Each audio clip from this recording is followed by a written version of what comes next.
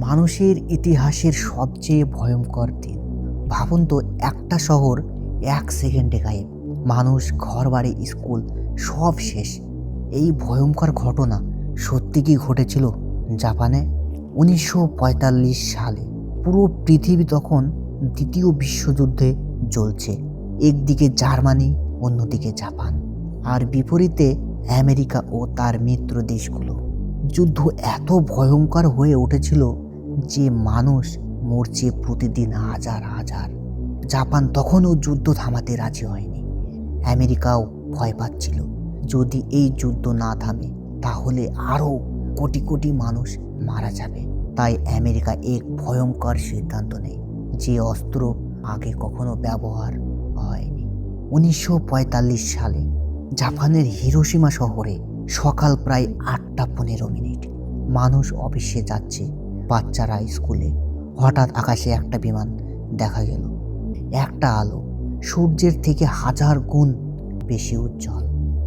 1 সেকেন্ডের মধ্যে পুরো শহর আগুন হয়ে গেল। মানুষ দাঁড়িয়ে দাঁড়িয়ে পুড়ে ছাই।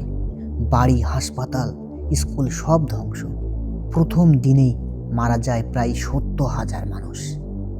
আর যারা বেঁচে ছিল তারা আরও কষ্ট পেয়েছে।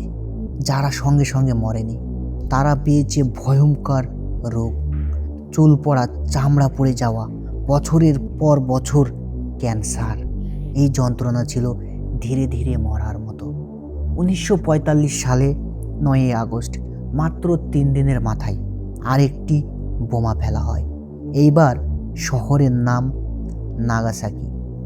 এখানেও মুহূর্তে মারা যায় প্রায় 40,000 মানুষ। এই 2 পারমাণবিক হামলার পর জাপান যুদ্ধ থামাতে বাধ্য হয়।